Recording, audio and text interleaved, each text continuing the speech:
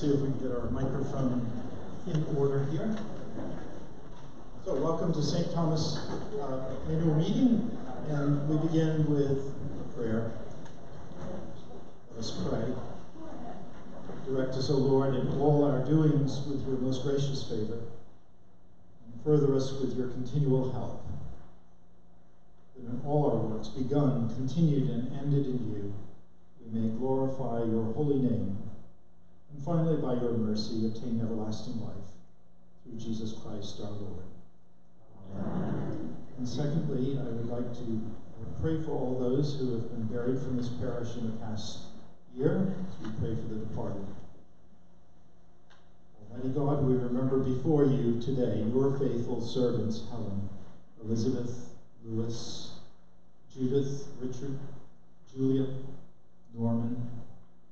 We pray for Robert and Wickham, for Robert and Jean, Charles, for Gertrude, Richard, Burl, for Winston and Jane, for Robert, for Sally, for Claire. We pray for Robert and Judith, Ethel, Alice, for Jean, for Robert and Penelope. We pray that having opened to them the gates of larger life, you will receive them more and more into your joyful service, that with all who have faithfully served you in the past, they may share the eternal victory of Jesus Christ our Lord, who lives and reigns with you in the unity of the Holy Spirit, one God, forever and ever. Amen. Michael Smith. The two hymns that begin and end this meeting were chosen very carefully. And while the texts might be new to you, the tunes are very familiar. So I would encourage you, as Will said this morning, to pray while walking or pray while singing, and really take them to heart as where we are right now as a church community. So I think you sing better when you're standing up. So will you stand and let's sing that first hymn.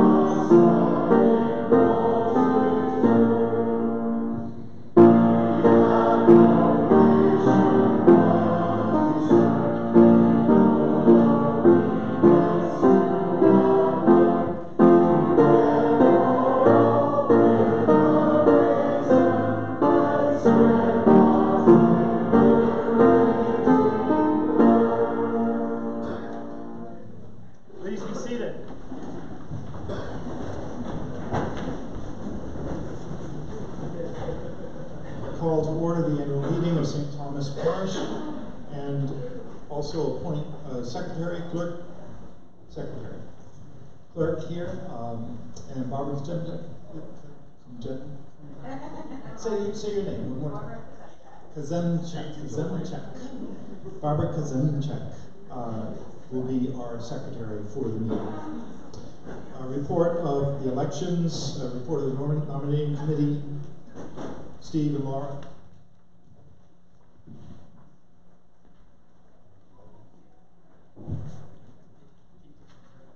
Good morning, I'm Steve Bitterman, and I co-chair the nominating committee with Laura Thayer.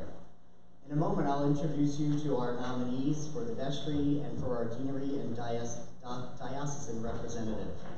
The nominating committee is appointed by the vestry and is currently made up of 8 people. 3 current vestry members, Emily Hunsinger, Susan McCabe, and Jim Pascarella.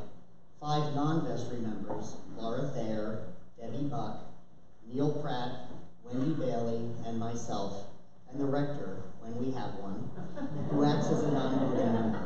I get to come too, so. I should note that Narek was fully involved in the selection of this year's vestry, and which was completed essentially prior to his departure in December. Members of the committee serve a 3-year term. The committee builds a list of nominees from a variety of sources, including church commission members, parish volunteers, and suggestions from the vestry and clergy.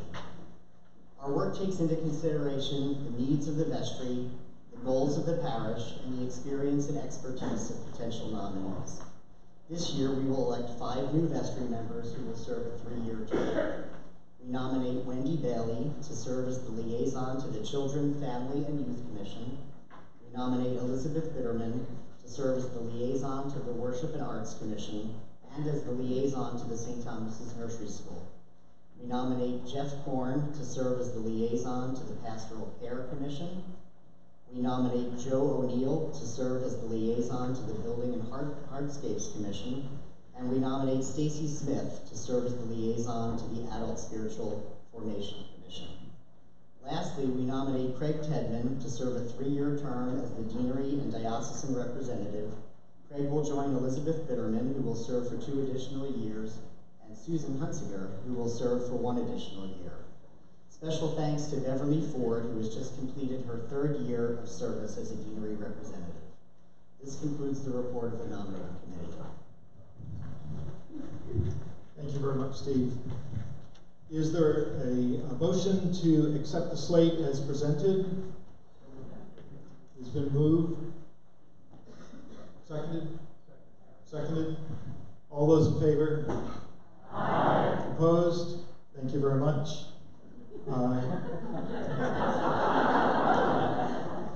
We will, Jim, you up next? Oh, I'm sorry, yes. If folks that have been nominated and now elected, if you could please stand, wave, royal wave, royal wave.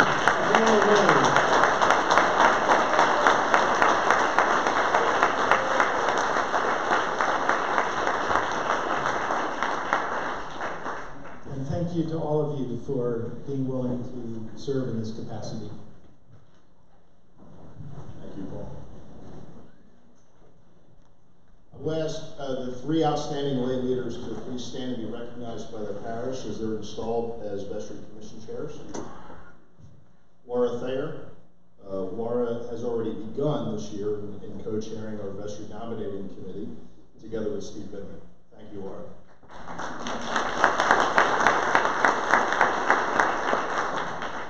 Jane Hamilton. Jane is chairing our Pastoral Care Commission. Thank you very much, Jane.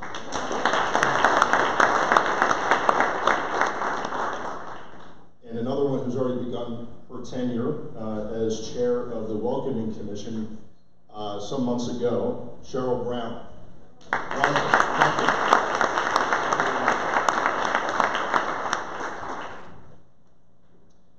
One of the share words of appreciation to our outgoing vestry. We are thankful to our vestry members and commission chairs, concluding their service today, for their faithful stewardship of St. Thomas's Whitemarsh. Your vestry has been very busy during the past year. Its working theme has been preparing our parish for the next ministry together with our next rector, while also working to support, with the support of the offices of the diocese, to provide a stable period of transition for our parish. Joined by our newly elected members of the vestry, the new vestry will have the distinct honor to meet candidates and elect our next rector. It's an awesome responsibility that merits dedicated preparation. Our vestry is focused in creating fertile soil that will allow our ministry together with our next rector to take strong root. As our new vestry assembles on the fourth Tuesday of this month, we pick up the work of our last vestry, whose indelible marks in the life of our parish have included several enhancements in our governance function. Some to highlight include establishing a vestry covenant to guide our work together, adopting a new order of business in our meetings that aims to create time and deliberate space for real discussion, the adoption of a bevy of policies to clarify how our parish operates best, including managing potential conflicts of interest, competitive procurement of goods and services for our parish, confidentiality aspects of our work together, providing the staff of our parish a new policy and an update to one that took several years to update, and a policy that specifies how our clergy will apply for and discern periods of leave and set clear expectations about ministry involvement outside of St. Thomas's Whitemarsh. Our vestry this past year also defined many methods in which to institutionalize our work together, and so that future vestries can build upon the prior work of their predecessors in that work. And the policies that I've highlighted will promote healthy practices in the governance of our parish and create optimal conditions for a wonderful ministry partnership with our next rector. St. Thomas is grateful today for the ministry and leadership of our vestry members who are concluding their vestry service. Michael Lewis, Patty Beck, Amy Weiler, Susan McCabe, who also served as our People's Warden, Emily Hunsiker, and Nat Taylor, who also served as our Accounting Warden. We are grateful also, as Steve Bitterman had mentioned, to Beverly Ford for her 3 years of dedicated and faithful service to our parish, and serving as our diocesan and deanery representative. Our hats go off also today to Deb Buck for the wonderful work she did in welcoming new members to our parish, our new Accounting Warden, Steve Elliott, for the yeoman's job that he did in leading our finance function and finance committee. Our hats go off to Jeff Korn for the outstanding leadership that he shared in leading our Pastoral Care Commission. And also to Jim Weiss, who as co-chair of our commission did wonderful things, and he remains a engaged leader in our efforts at the barn. Collectively, this group of awesome Episcopalians has done remarkable work in guiding our parish at this important time of transition. They each gave countless hours and days of their lives in service to this parish, and it's a testament to the love so many of our parishioners here gathered and here not with us that they have for this wonderful parish community and faith community. You have all earned a very well-deserved 12-month supply of get-out-of-jail-free cards when being asked to do anything to help or volunteer around these parts. We are very grateful for your gifts of ministry.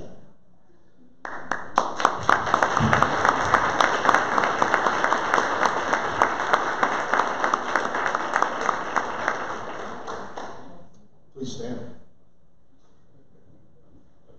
Anna Marie, I wanted to welcome Anna Marie Gepper-Hellebusch to join at the podium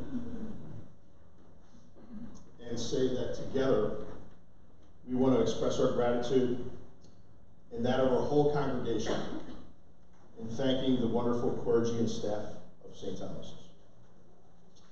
They make it look like everything happens automatically around here. And our staff is chief coaches and supporters to all of our lay-led ministries. We are strong because they empower us and cheer us on. A rector's departure inevitably leads to extra things to do and extra stress, but Anna Marie and I have been very impressed by the professionalism of the staff and their instinct to rise to meet each new challenge. We are very deeply grateful. And we're grateful for the ministry of our interim rector, the Reverend Paul Briggs. We've enjoyed getting to work in partnership with Paul, and we would use this opportunity to share with you 3 little-known facts about Paul. Good morning. He admits to being a Red Sox fan. His middle name is Revere. He will enjoy our clergy full-time in June.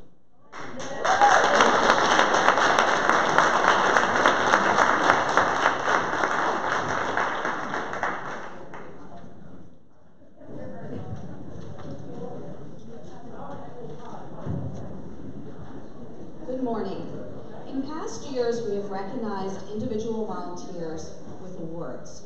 Due to the hard work of so many people during this transition, the vestry realized that we needed to thank everyone. This year, we want to honor and recognize all of our ministries and parishioners. Thank you for your time and talent during this transitional time. We truly appreciate everyone's willingness to step up and provide support as we begin a new time at St. Thomas's. Know that we are grateful for your kindness, your time, and your faithfulness.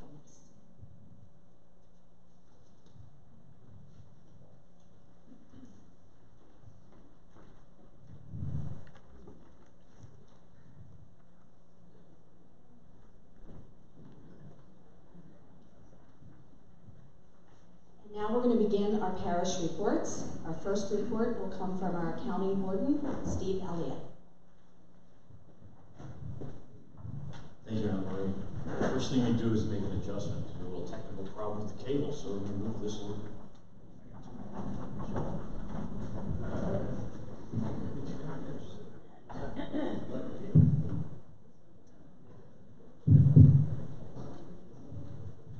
Alrighty, I'm going to try to do this with the slides, the microphone. We're going to get an update from the Finance Committee. You're going to get an update from the Finance Committee. But the first thing many of you may be asking yourselves is, who's this guy standing up here, and what happened to that handsome guy, Nat Tower, that we elected to be our county warden? So that's part of the reason that I'm here, right? So why am I here today, and why is Nat not here? Did you get the memo? Because there was a memo that went out that explained what happened. So what happened was there was a change, right? There was a change. Nat was all keyed up to do this work. He's ready for the transition, and then something happened. You probably never heard of a situation like this before, but at Nat's firm, a senior guy said, I'm going to retire. Unfortunately, he didn't give him a whole lot of notice. So at his firm, they're running around trying to figure out what to do, and what they decided to do was tap Nat on the shoulder and say, Nat, we need you to be in charge of this change and help us reorganize this company. So Nat came back to Jim and to Paul and Anne-Marie and said, I know you guys got a really good time plan for the next year, but I got to go do this other thing. So the reason that we are here is because of change, right? That's why I'm here. That's why other people are here.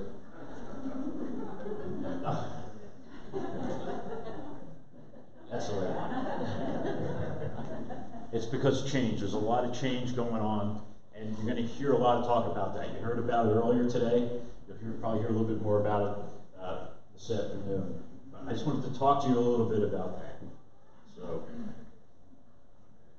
I did want to say though, and I'm going to come back to this later, is did you ever wake up one morning and say, how did I get here, and why am I here right now? Let's see. So before I talk to you about all the finance stuff at St. Thomas's, I wanted to talk to you, just set the stage a little bit about who I am. So some of you I know very well, some of you I know a little bit, and some of you I don't know at all yet. So I sort of wanted to set the stage to find out who is this guy that is now our accidental accounting board.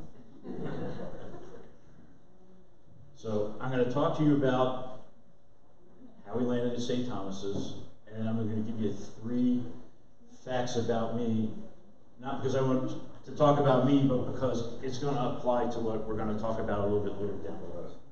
So, who's this accidental guy? Well, my wife Sarah and I came to St. Thomas's about 20 years ago. We came here from a little church down the road called St. Dunstan's. And we loved it there, but as our 2 boys were getting older, we realized that they didn't have the scale to deliver the youth program that we needed. So we started to look where else we were going to go, and we looked one place and decided. And 20 years ago, we made that decision, and 20 years later, we're here. Both my boys grew up in this church. They were acolytes, choristers, and confirmed here. So we've been here for a while and have strong ties to St. Thomas's. So let me tell you about my job. So this is one of 3 things I'm going to talk to you about. So what I do is, my job is technology. I'm a chief information officer for a company, and I take care of all the technology and the telecommunications and the data security.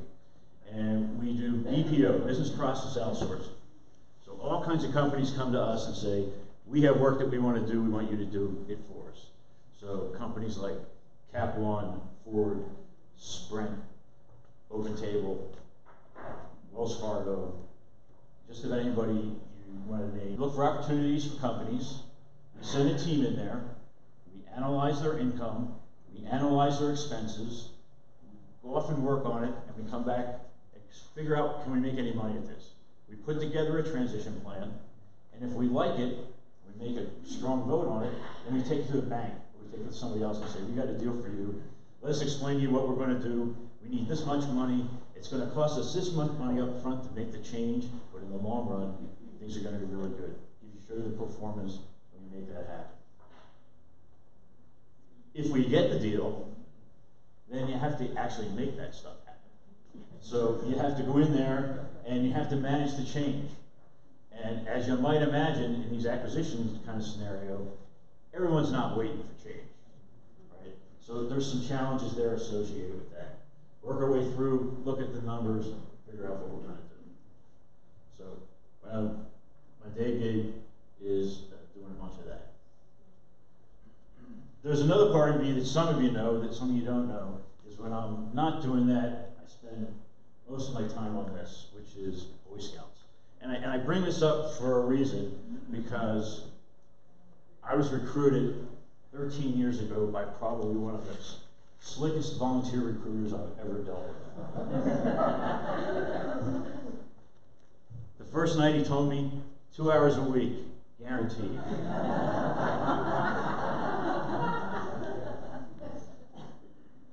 At some point, Sarah said to me, "Can you explain to me what the word scout widow means?"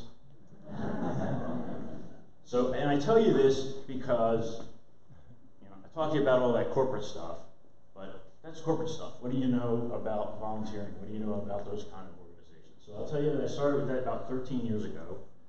Got heavily involved when Will turned 11 and crossed over to Boy Scouts, and we joined a little troop in Bluebell. And guess where it was? St. Dunstan's. So we had come full circle. Will went to the nursery in St. Dunstan's, and then 11 years back, and he's a Boy Scout there. So the troop was very small. When Will's class came in, the place was overwhelmed. So this recruiter went to some of the adults and said, "Boy, have I got an offer for you, and let me explain why you want to do this." And started sharing some of this stuff, right?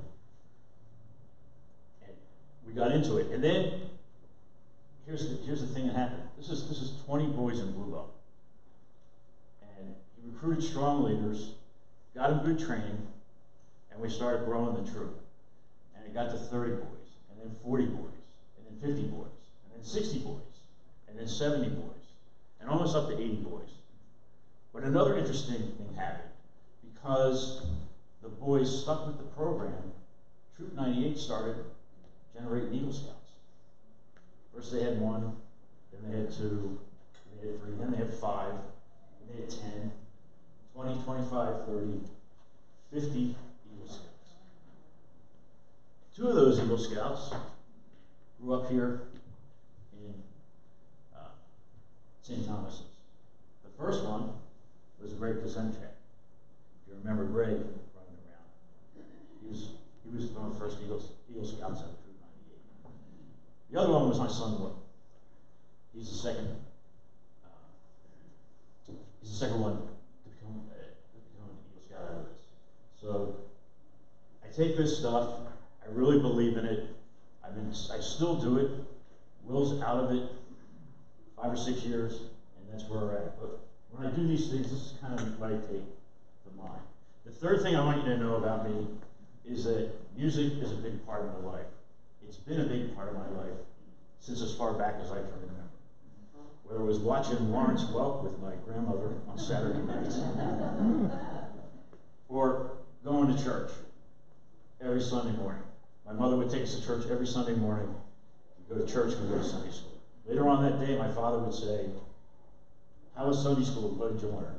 We talked about that. He'd say, "How was church?" And I said, "It was okay, but I like the singing part better than the talking part." But that's not the only reason I tell you that. I'm going to tell you why it's important to me. Is because to me, music has brought me back to the church many times. So throughout my life, as things change and you drift away, you move away from the church. And on multiple occasions, the thing that has brought me back is the music. So I wanted to share that with you to say that's why that's important to me. I know people have lots of important things, but that's why that's important to me. So, enough. What is this singing Boy Scout corporate guy going to tell us about St. Thomas's? Well,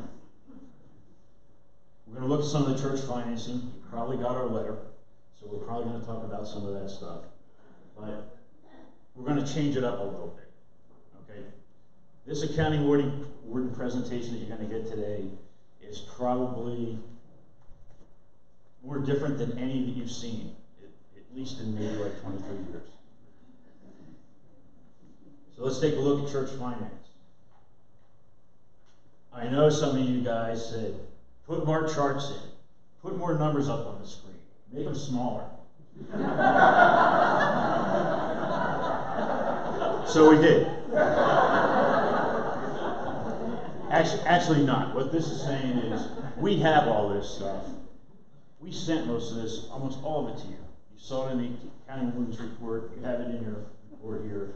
So we don't think we need to go through this. However, if you are interested in doing this, in the back afterwards, we're going to be hanging around asking any questions you might have. We're going to stay as long as it takes to answer your questions. There's absolutely no truth to the rumor that this is a thinly veiled recruiting attempt for the finance committee. So the other thing you said to us is, it's a lot of information. Can you make it easier for us to understand? So the finance committee got our heads together, worked on it for a while, went through a lot of different drafts, and then we came up with this as the summarized 2018 update.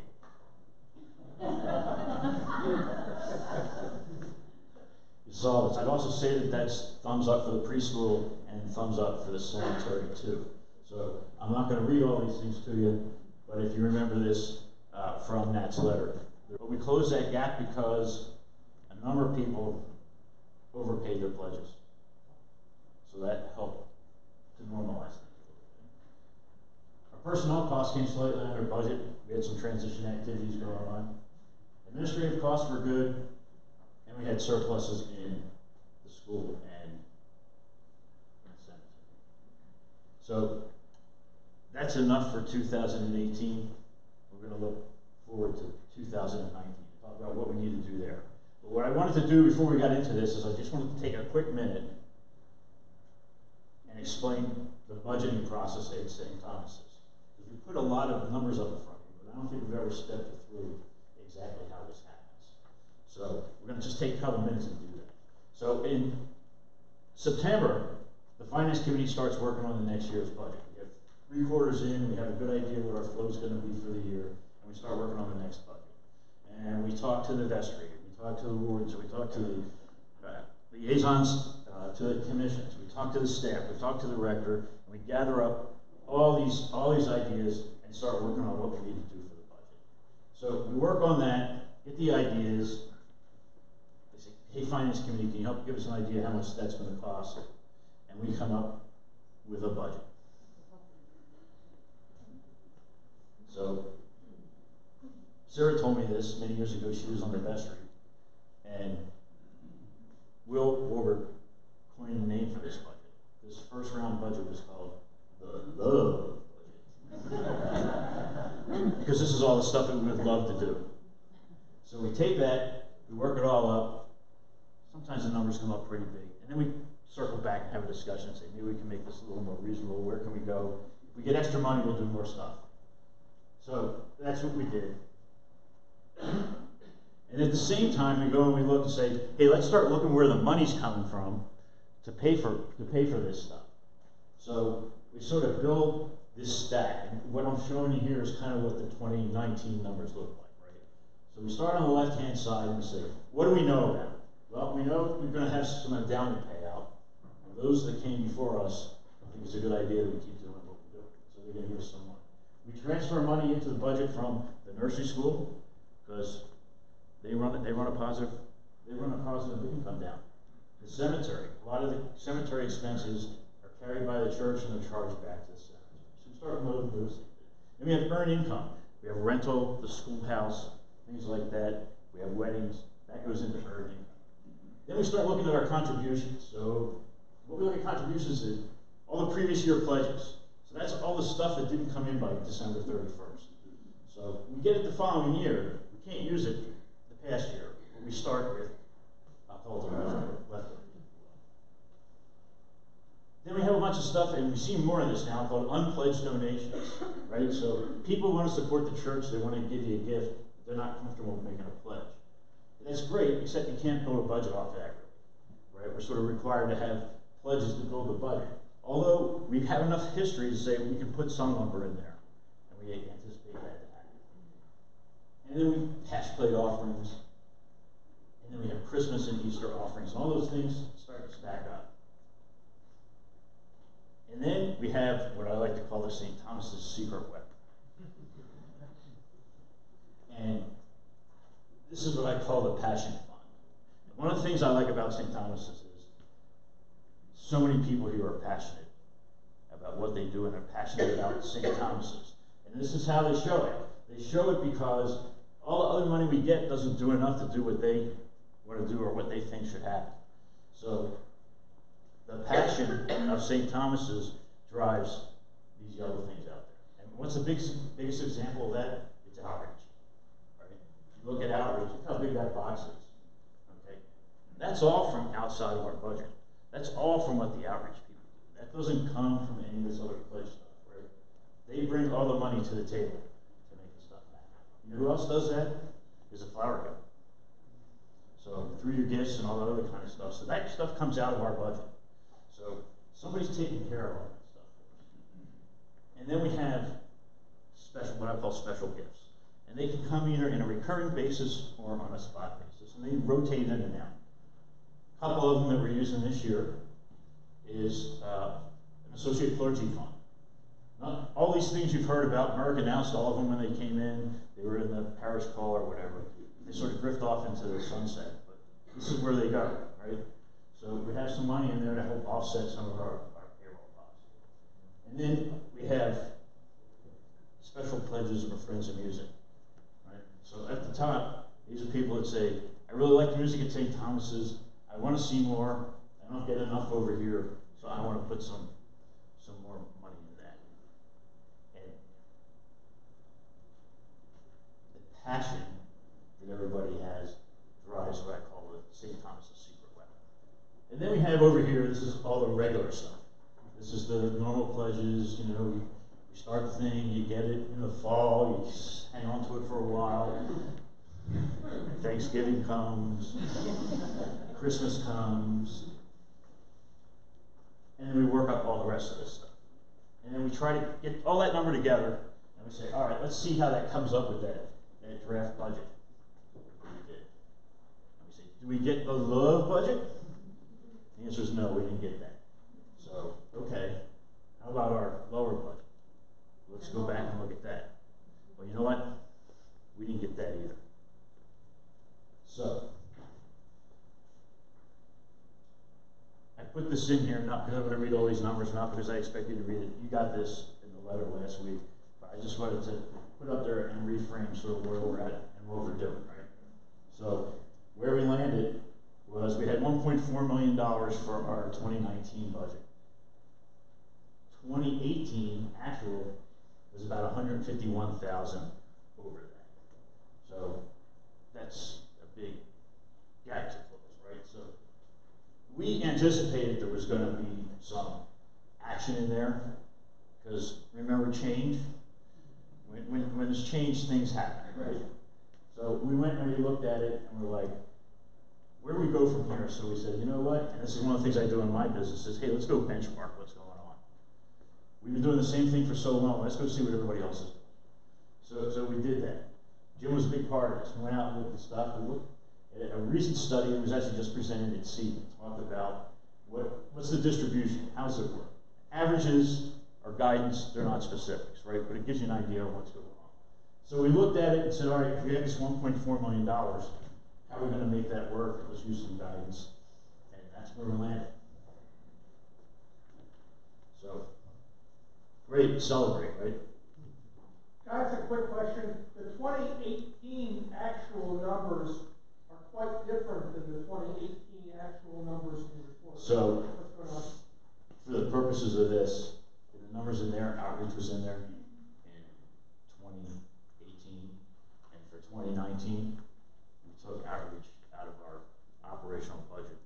So these numbers are adjusted according to. Personnel, how would outreach affect the personnel? Steve, I think one of the aspects that Roger's asking a question for that your response might reflect is how certain expenses have been categorized under the 5 themes that are used for benchmarking. So when we came up with these numbers, I went back and took the 2018 numbers and I recategorized them to the same way we were using them in 2019. So there's certain personnel costs or certain things that got moved around. I'll be happy to sit down with you afterwards and I'll step you through the whole thing.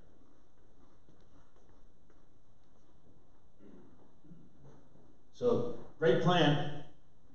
Going to spend less money, but how are you going to make that happen? So, like I said, we sort of saw this coming, so we started preparing for this. We started preparing for the change. We started doing that long ago, but we really started preparing in January, right? We started looking at how are all the ways that we spend the money. What are the things that we should look at? How should we look at doing things differently? We've done things the same way for a long time. Does it make sense to look at them differently? Don retired. Lizanne joined us. We're going through everything in there, from the way the mail gets delivered to the way that the health insurance works. Okay, so we think that we can get some savings in that. But that's a lot of money to get. And how do you deal with that? So in my business, remember when I made that plan, I went to the bank and I said, "Lend me this money. This is what I'm going to do to turn this place around, and here's what my stream is going to be." So when I put that together, they call that one-time cost. Or that's the change cost associated with getting to where you are to where you want to be. So we're looking at some one-time costs here. And you say, well, how does that exactly work? And I give you an example, right? You have an old air conditioner in your house, right? It works. It's cooling the house down, but it's really inefficient. Somebody comes to you and says, you know what, for $169.95, I can make your air conditioning better. I can make it cooler, and I can make you spend less money while you're doing it. But you got to give me the $169.95. Once you do that, when you get to the other side of that, your operating costs are going to be low. So that's a one-time cost, and that's the kind of stuff we were talking about. So, how do you cover that stuff? Well, the good news is, the people sitting here, and the people that sat there a year ago, 2 years ago, and 3 years ago, and 5 years ago, 10 years ago, said, you know, when we got a little bit of extra money, we need to put that away into a savings account. We're not exactly sure what we're going to use it for, but we're not going to use it for running the place day to day. We're going to save that for something special that we need to do. So that's what we did. We looked at that, and we said, we got to have a transition budget. We don't have to have a transition budget just for a record. We have to have a transition budget for everything that we're doing around here. So as we look to achieve those efficiencies and we get some one-time costs, we're going to use the transition budget to help offset that. Some folks have also said to us, we'd like to help with that. And we'd like to help because we know that change is not free. And you got a lot of stuff going on here, so we'd like to help in that transition budget too. So, where does that leave us? I talked to you before about when we start the project, we go in, we do due diligence, do a lot of research, put it all together, and we come back and we put together a report really, and it goes to the executive decision committee, and we look at it and we say, what do we do? What do we want to do with this? So the project report is in. And so what I'm going to say to you is as we go through all this stuff, that based upon what we're seeing in terms of what's happening with the revenue and what we understand what's happening with the revenue, what we're doing with the expenses and where we think we're going to be. And I look forward to talking to you next quarter about what the details of what that's all about. But the recommendation to the committee is a strong buy. This deal is a strong buy. So I highly recommend that you take this into consideration. I have, and I'm in. Are you? Please join me. So, what does that mean? It means a lot of stuff is happening, and it's happening, and we have to go with it. The change is not going to stop because we want it to. Let's embrace it and figure out where we're going to go and do some really exciting things moving forward. Thank you.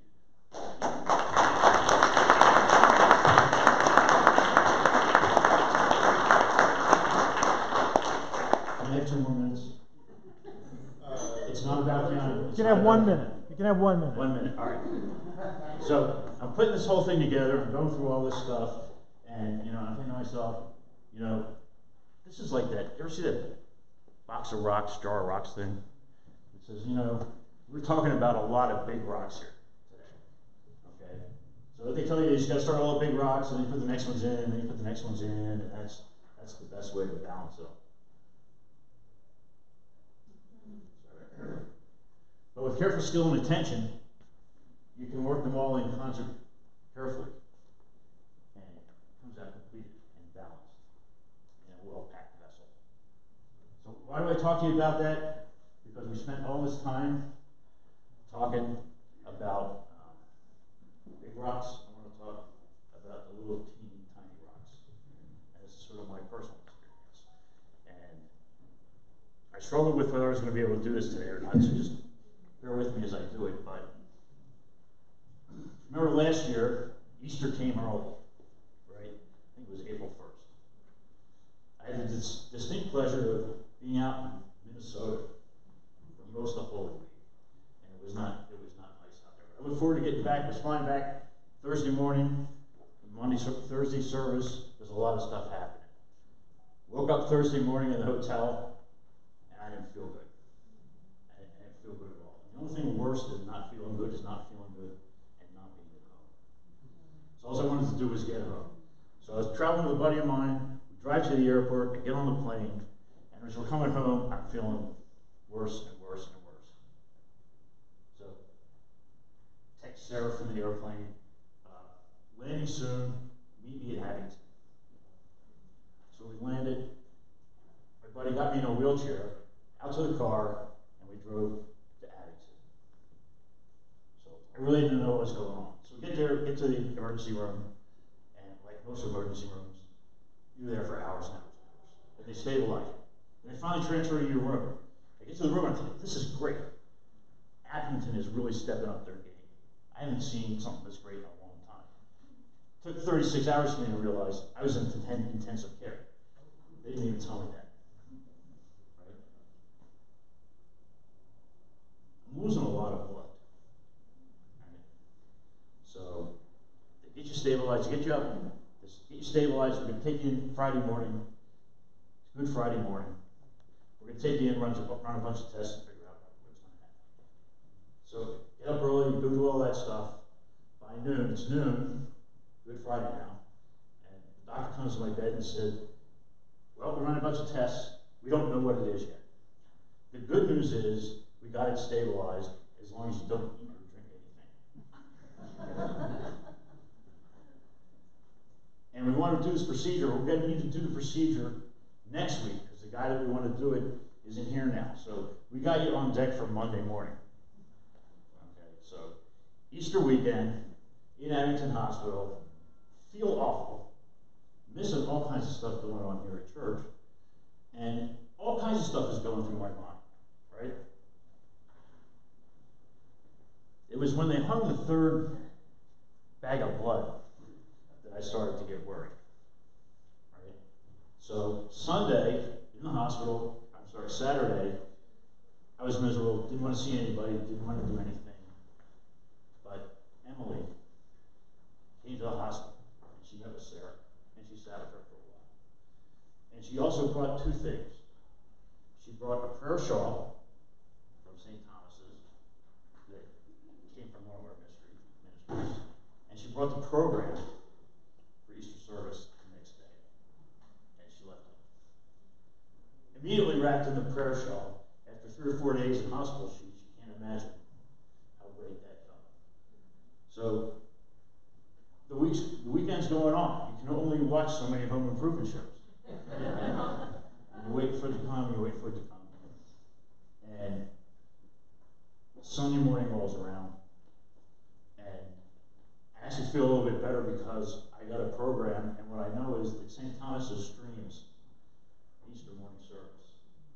So Sarah's with me in the hospital room. We have the program.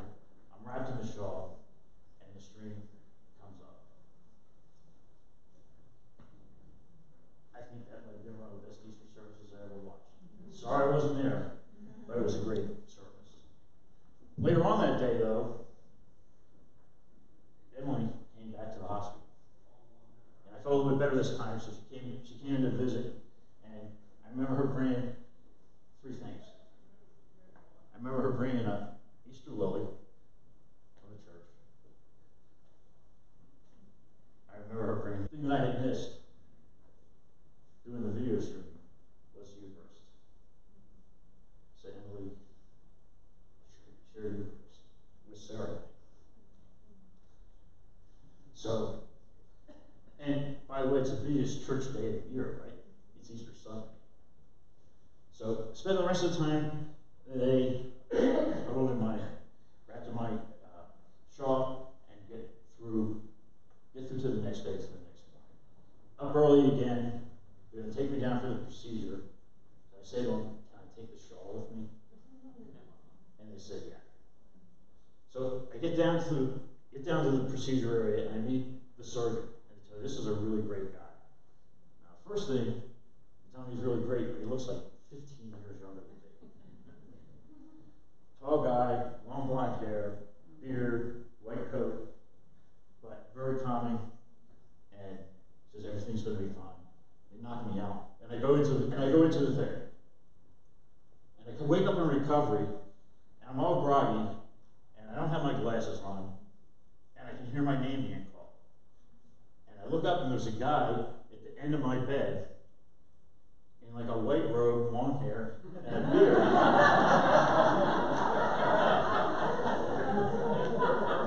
And for a second there, I wasn't sure where I was.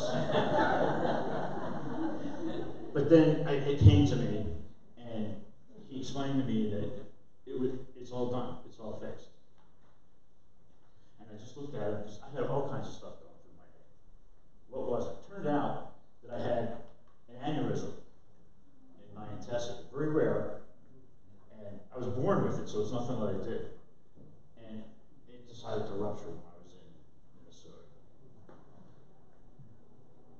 So, get back to St. Thomas's, get caught up on that stuff. Not long later,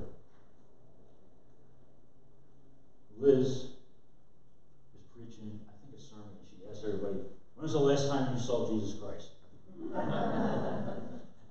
And I thought to myself, I know exactly what the last time I saw Jesus Christ. April 2nd, 11:36 in the morning in Abington Hospital. And then I thought about it more, and I thought, you know what? I saw Jesus Christ someplace else that weekend. I saw Jesus Christ at St. Thomas's. And it wasn't all those big rocks. It was all those little pebbles of sand. So as we're busy worrying about all the big rocks, let's make sure we get the pebbles of sand in the jar at the same time.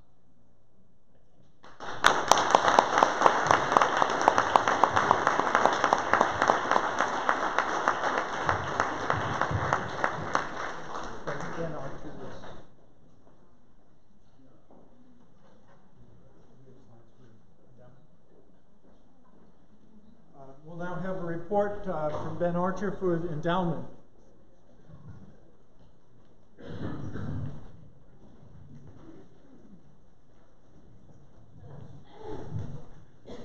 Morning, everyone. I'm going to keep this to 2.5 minutes. Is that all right?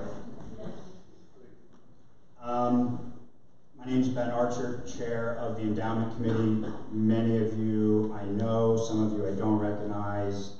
As Steve was alluding to, I've kind of drifted a little bit, so we're trying to work our way back. Be patient with us. The Endowment Committee simply oversees the investments of the endowment. We have an investment policy statement. It governs that oversight. We have 5 non-vestry members: county warden, rector's warden, and the rector. It's about a $6 million pool of money. 70% stocks, 30% bonds. Contributes about $220,000 to the operating budget every year. Last year, down about 6%. This year, we're up 7 to 9% so far, so pretty much recoup those losses. At the end of the day, there's a lot of technical, granular jargon that I could go through, most of which would go over your head.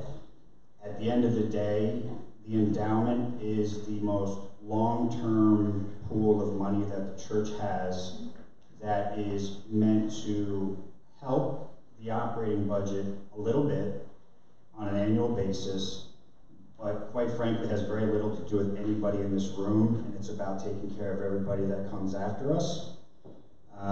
So at the end of the day, what we need to be doing is all those who have made a planned gift, it's in good hands.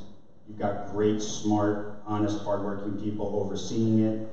But we need other people, when they can, to include St. Thomas's in their thoughts and future plans for when they're no longer with us, to help the people that are coming after us.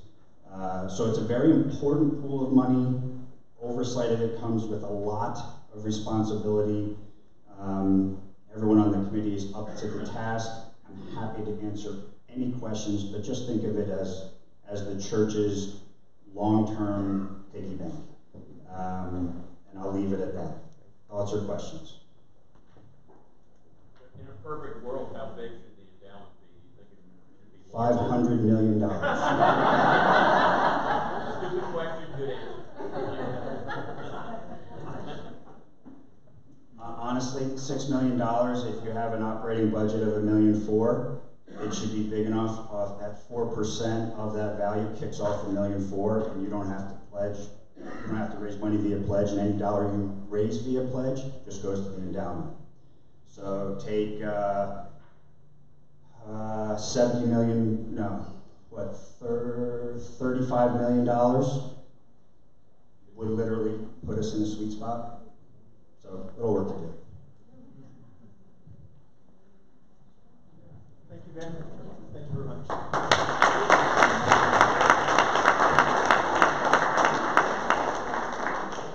Is Sherry here? Sure, to talk about nursery school. Paul, do you want to say something? Well, I was going to give it a very impromptu preschool report, as I serve the function of liaison to the preschool. And as Steve had mentioned, it will be well summarized by pointing to the slide where there's a consensus of the thumbs up. It was a fantastic year. The preschool has done a phenomenal job with its board in providing a wonderful experience. There have been additional classrooms added. There is an afternoon program that's been introduced. It's been very successful and fully subscribed. And so we look to wonderful things in the year ahead with the preschool. Thank you, Jim, for that summary. I will just take a few minutes for some closing comments. Well, first of all, I want to say that Paul's letters, I'm talking about the Apostle Paul, Paul's letters either begin or conclude with words of thanksgiving, words of encouragement. And all of you are people who I've come to know as people full of thanksgiving, full of encouragement. At the heart of our life together is the Eucharist when we worship on Sunday mornings. And as you know, the word Eucharist, the Greek word, actually means thanksgiving. And so we're reminded week by week of God's goodness toward us, toward this world that God is so crazy about.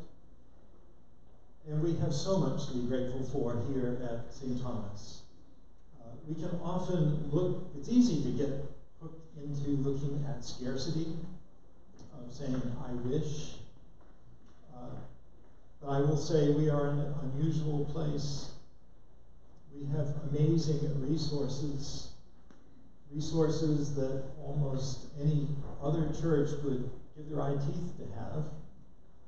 So let's remember that. Let's keep things in perspective. I would say also that we have not only so much to be thankful for, but we have one another. Because you are the people of God. You are the ones who reflect the love of Christ with your own lives. And that means everything. What a great story Steve shared with us. That's something money cannot buy. That speaks to who we are here on the hill. Every one of us are uniquely made. Every one of us has unique gifts, special talents to offer. And every one of us has something to give. Everyone here, no matter what our economic standing is, all of us can be part of this larger family, the body of Christ, located here at St. Thomas. And the motivation to give is not about the budget. The church really does not need your money, so I'm just going to burst that bubble right now. We give because we know we are loved by God. And if that becomes our foundation around stewardship and around our giving practices, there will be a whole new energy emerging from this place.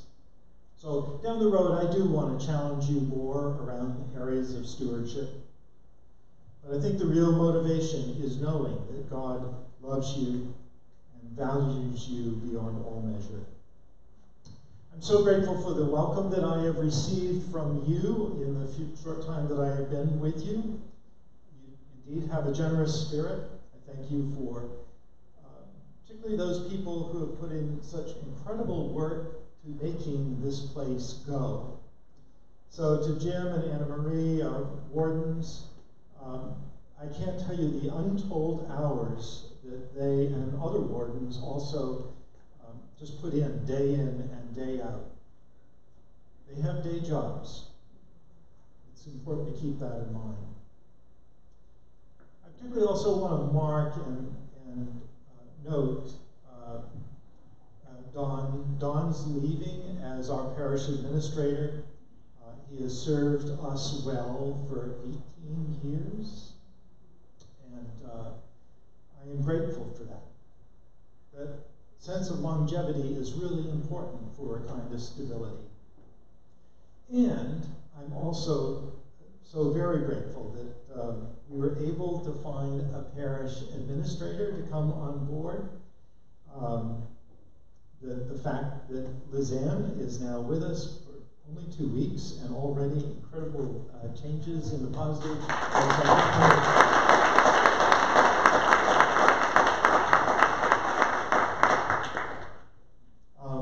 So stop by and say hello to her when you get a chance. You already know the talented staff we have here. Emily and Erica and Michael, the program staff is really above and beyond. Again, I think any other parish is jealous when they look at our staff members, our program staff members. To our support staff, to Anita and Judy, thank you for those kind of tasks you do behind the scenes that many of us don't get a chance to recognize the amount of work that goes into all of that. And I am so blessed to serve with 2 other priests that are in many ways the heart and soul of St. Thomas and the wider church. And it's such a privilege to serve with Liz and Tim. As you know, Liz will be leaving us. She's going to go to the land of the Broncos and the Mile High climate. And we'll have a time to properly vet her in a few weeks. And we'll be sharing those plans with you shortly. And we do have challenges ahead. We have challenges as a congregation, as identifying and living into where God is calling us next. There's a significant drop in pledge income this past year, and we really do need to make some hard choices to be creative in how we move forward with fewer staff people. We'll need to practice increased patience with one another, listen a little more closely to one another, maybe not quite so quick to judge, more ready to forgive.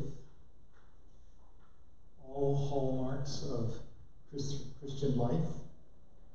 Because this transition is not about you, or it's not about me, it's about us.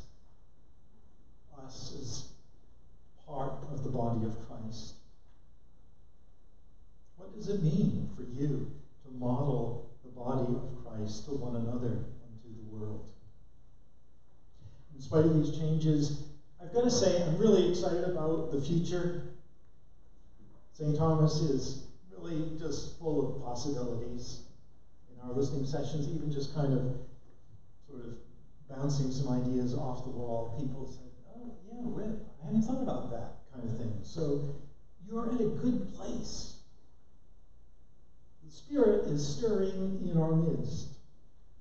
In a conversation with Bishop Gutierrez a couple of weeks ago, he agreed to assign us a deacon in a few months. So again, that will be a help in some of our transitional work here. And then some of you are already stepping forward. You're already offering yourselves and coming into new leadership positions in several areas of life in our parish. And as always, God is ever faithful. So remember that the God who unexpectedly used Mary, just being who you are, God will use you, us, in and through you and us together. You're going to do some unexpected, some surprising, some marvelous things. And that's the kind of hope I'm leaning into with you at this moment. I had a couple other things, and I know time is short, so I would really just like to ask if you have questions on any area of parish life.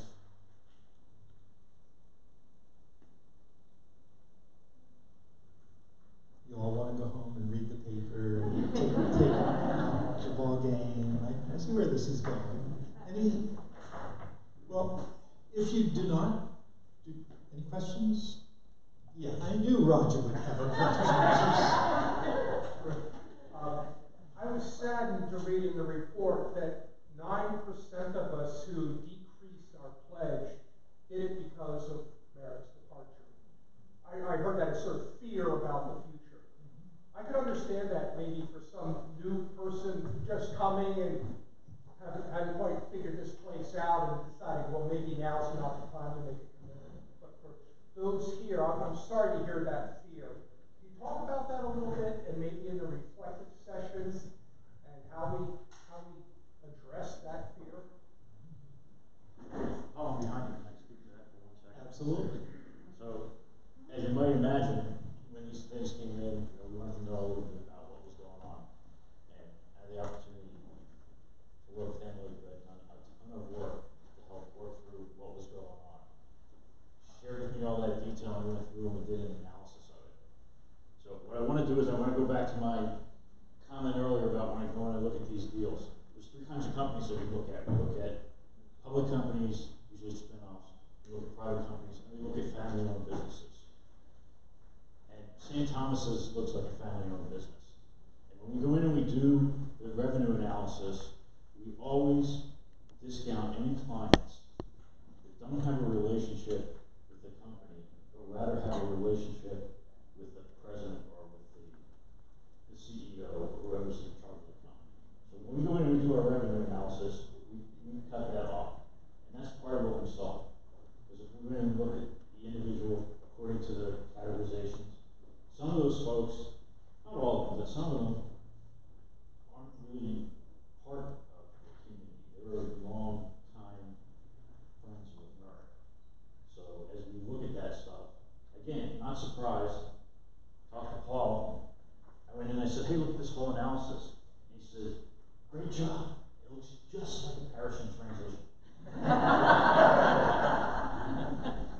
So I think that doesn't cover everything. I think you're right. I think there needs to be some more discussion around that. But what I would say to you is I don't think there's like this wholesale problem, and that went into my analysis before we came up with this strong recommendation.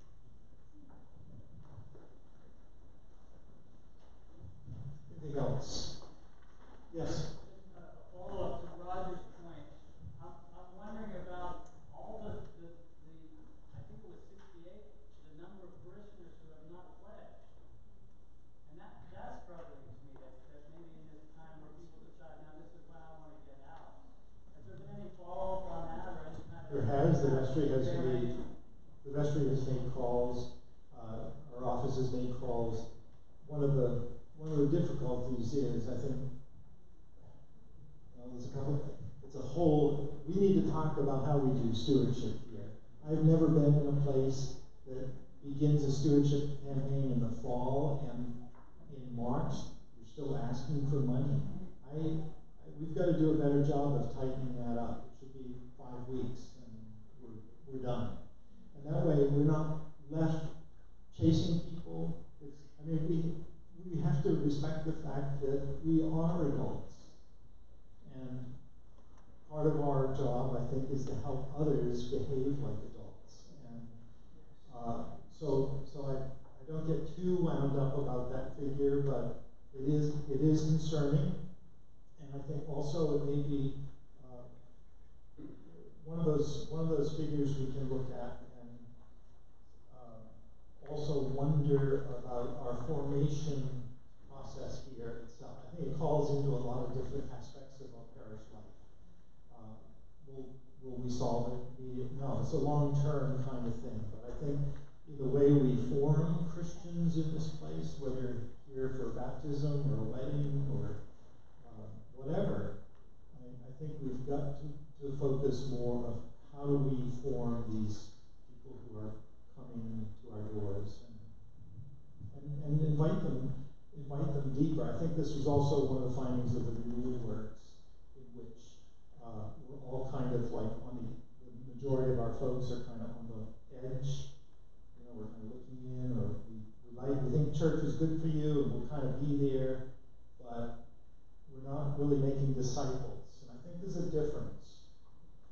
not being judgmental in the sense of, those people don't matter. They matter very much, but I think we always need to be in a process. Jesus was always inviting people into an experience of that deeper love that God has for us, and to respond it with lives that are fuller than maybe what we might expect. A lot of cultural Christians in our life, so I don't need to go on, but thank you. I think it's a good question and something we should continue to talk about. Yeah. Kind of dovetailing on that a little bit. My thought is, if there are people who, and in no likelihood it's not the people in this room who have not pledged or something like that, but my thought is, that's an indication that we as a community need to do more. We have people who have come in, who have expressed interest in one way or another for sense of, well, good riddance, or, we need to dig down a little bit deeper and say, what is it that we're not doing to reach these people so that this is a place where, like most of us in this room would say, I'm in, right? And I think that's really where we need to be looking. It's not, why aren't they doing it? It's like, what haven't we done so that they are doing it? All part of a bigger conversation, thank you. Anything else? As a way of kind of drawing things to a conclusion, first of all, any other business we need to conduct? I got one more piece, Paul. Okay. I just wanted to give a big heartfelt thank you to the youth representatives on the vestry who were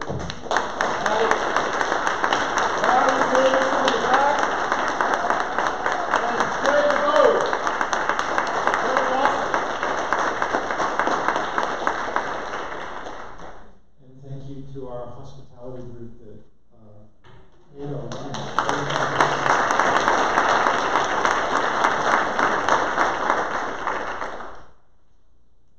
Emily, bless her heart, came up with these beautiful, inspiring bookmarks for us to take. So I hope you will take them and use them. But I thought, really, as a prayer of a renewal of our baptismal vows, that we pray this prayer together to conclude our meeting. And we'll sing. We'll say together. Almighty and eternal God, so draw our hearts to you, so guide our minds, so fill our imaginations, so control our wills, that we may be wholly yours, utterly dedicated to you, and then use us, we pray, as you will, and always to your glory, and the welfare of your people, through our Lord and Savior, Jesus Christ. Amen. Take it away, Michael. Will you stand? The hymn's in the program.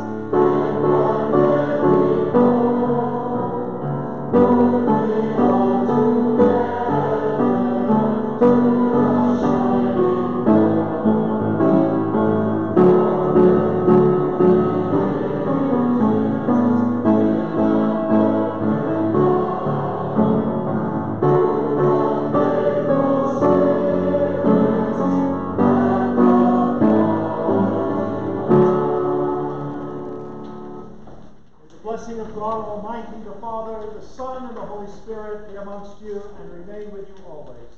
Amen. Our meeting is adjourned.